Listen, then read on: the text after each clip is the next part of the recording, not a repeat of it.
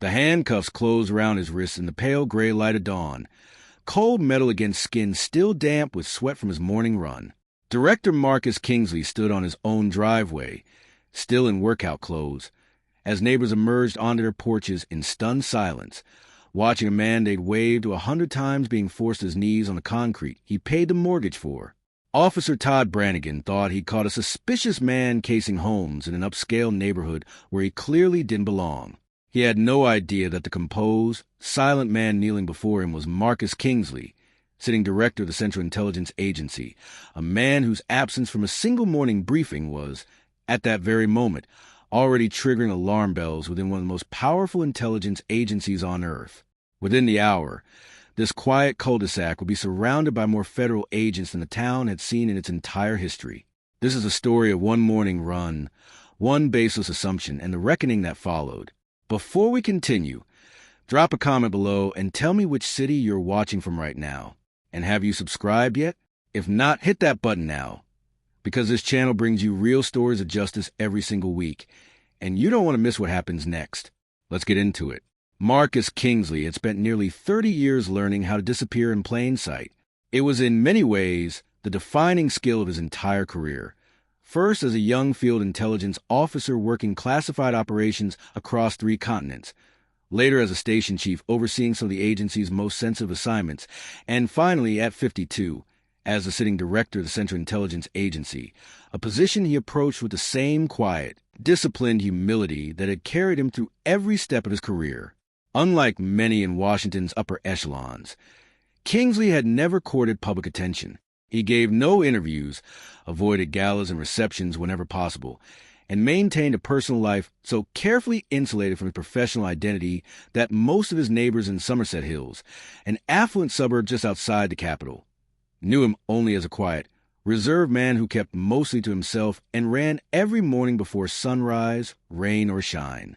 At home, he was simply Marcus, husband to Renee, a respected physician whose own demanding career left the couple accustomed to long hours and quiet, treasured moments together whenever their schedules aligned, and father to Amara, now 20 and away at college, though her absence had left the Kingsley household noticeably quieter over the past 2 years. Somerset Hills itself was a neighborhood of manicured lawns, quiet cul-de-sacs, and a demographic makeup that made the Kingsleys one of only a handful of black families in the entire subdivision. For the most part, the neighborhood had welcomed them without incident in the 8 years since they'd moved in. But beneath that surface familiarity ran a subtler current, the kind of unspoken, reflexive suspicion that certain neighbors and certain patrol officers assigned to the area seemed to extend a little more readily toward Marcus than toward the neighborhood's white residents, despite his years of quiet, unremarkable presence among them. Every morning, regardless of the demands awaiting him at Langley, Marcus rose before dawn for a 5-mile run through Somerset Hill's winding streets, a ritual he'd maintained since his earliest years in the field, when physical discipline had often meant the difference between life and death in far more dangerous circumstances than a quiet Virginia suburb. The run had become, over the years, one of the only truly private spaces left in his life, a window of solitude before the endless briefings, classified assessments, and the isolating weight of decisions that shaped national security in ways almost no one around him would ever fully understand. He often used these quiet miles to think through the burdens of his position, the loneliness that came with a career built on secrets he could share with almost no one, not even Renee, in any real detail. That particular morning, as he rounded the final stretch back toward his own street, breathing steady, mind still partially absorbed in thoughts of an upcoming classified briefing, Officer Brannigan noticed him from his patrol vehicle. Brannigan, 29 years old and only 8 months into his assignment covering Somerset Hills, had grown accustomed to a mental map of who belonged in the neighborhood. A map that, despite 8 years of Marcus's consistent presence, had somehow never quite included him. Brannigan pulled his cruiser alongside the sidewalk, stepping out with his hand already resting on his holster. "Hold up. Stop right there." Marcus slowed, breathing steady despite the run, and turned calmly toward the officer. "Good morning, officer. Is there a problem? What are you doing out here this early?" Brannigan asked, his tone carrying an unmistakable edge of suspicion rather than genuine inquiry. "Finishing my morning run. Marcus said evenly. I live just up the street. Cul-de-sac on the left. You got ID on you? Brannigan pressed, his eyes scanning Marcus's simple running clothes with obvious skepticism.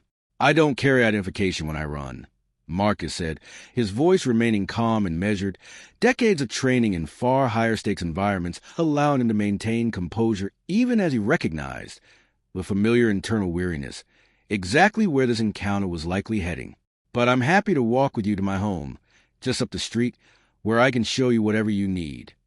That's convenient, Brannigan said, unconvinced, his suspicion visibly hardening rather than easing despite Marcus's calm, reasonable offer.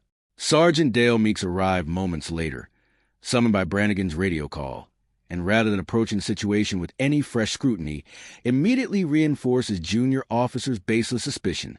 We've had reports of someone casing houses in the area, Meeks said, sizing Marcus up with the same reflexive skepticism Brannigan had already displayed. You match the description. I understand your concern, Marcus said, but I assure you I live in this neighborhood. My wife can confirm this immediately if you'll allow me to call her, or simply walk with me the short distance to my own front door. Renee, alerted by the commotion outside, stepped onto the porch in her robe, immediately recognizing her husband standing between two officers on their own street. Marcus? What's going on? Ma'am, please stay back, Meek said dismissively, barely acknowledging her presence despite her clear confirmation standing just steps away. That's my husband, Renee said, her voice sharpening with disbelief. He lives here. This is our home. Neighbors, drawn by the growing commotion, began emerging onto their own porches, several already pulling out their phones as the situation continued escalating well beyond anything the circumstances could reasonably justify. Turn around. Hands behind your back, Brannigan said, ignoring both Renee's confirmation and Marcus's continued calm explanations. Marcus, understanding with total clarity the danger inherent in physically resisting an officer regardless of the injustice unfolding, complied fully, turning slowly, his hands moving into position without hesitation despite everything within him recognizing the sheer absurdity of the moment. This is insane, Renee said, stepping forward, only to be met with a sharp warning from Meeks to stay back or risk her own detention. The cuffs closed around Marcus's wrists, cold and unforgiving, as neighbors watched in stunned, disbelieving silence. A man they'd known for years, always composed, always quietly dignified, now kneeling on his own driveway under the harsh, indifferent authority of two officers who had never once bothered to verify even the most basic facts before escalating to physical restraint. The drive to the precinct passed in silence, Marcus's mind, even amid the personal indignity of the moment, falling into the same methodical, observational discipline that had defined his entire career, cataloging details, badge numbers, timestamps, the exact sequence of events, an instinct so deeply ingrained that not even this deeply personal crisis could fully override it. Brannigan, meanwhile, radioed ahead with unmistakable pride, bringing in a possible suspect from the Somerset Hills area. Caught him casing the neighborhood. At the house, Renee wasted no time. Within minutes of patrol car disappearing down the street, she was on the phone, first reaching Marcus's chief of staff at Langley, her voice tight with barely controlled panic as she explained what just happened, then immediately following up with a call to his dedicated security detail, unaware until that moment that Marcus had, as he often did during his solo morning runs, left him behind entirely. Marcus's chief of staff, upon receiving Renee's call, activated emergency protective protocols reserved specifically for threats or unusual incidents involving the director, protocols designed for scenarios far more dramatic than a local police misunderstanding, but which nonetheless applied with full, immediate force given the extraordinary nature of what had just occurred. Simultaneously, within Langley's own operational command, Marcus's unexplained absence from a scheduled 7 a.m. classified briefing had already triggered its own quiet, escalating alarm. Security personnel, unable to reach him through his usual channels, had begun cross-referencing his last known location, a process accelerated dramatically the moment Renee's call reached his chief of staff, connecting the two threads of concern into a single, urgent, coordinated response. Marcus's dedicated security detail, stunned to learn their protectee had been detained by local police just blocks from his own home, mobilized within minutes, moving with the same practiced urgency they would apply to any genuine national security threat. At the precinct, Marcus was processed with the same detached efficiency reserved for any unidentified detainee. The booking officer entirely unaware of the true identity of the calm, composed man standing before her. "Name?" she asked, not unkindly, simply following procedure. "Marcus Kingsley," he said evenly. He requested his phone call, an offer initially delayed amid the general chaos of processing, though eventually granted once he calmly but firmly reiterated the request, his composure remaining entirely unshaken despite the surrounding circumstances. He didn't call a lawyer. He dialed a secure line he had memorized decades earlier, a line that connected directly to agency operations reserved for exactly this kind of extraordinary circumstance. "Operations, identify." A crisp voice answered on the first ring. "This is Director Kingsley. Authentication code Sierra Bravo 902. I am currently detained at the Somerset Hills Police Precinct." The silence on the other end lasted less than 2 seconds before the voice returned, sharp with immediate, controlled urgency. "Copy that, sir. Confirming authentication now. Stand by." Within moments, the line connected to his chief of staff, whose voice carried a mixture of relief and barely restrained fury. "Sir, we're already moving. Secret Service and FBI have both been notified given the potential national security implications of your detention. ETA is minutes, not hours."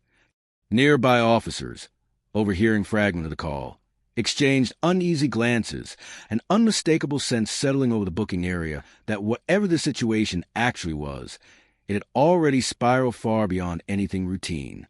Within the hour, Somerset Hills' quiet precinct found itself surrounded by a convoy of black SUVs and unmarked federal vehicles, FBI agents and Secret Service personnel moving to the building with practiced, overwhelming urgency, alongside CIA security officers dispatched directly from Langley.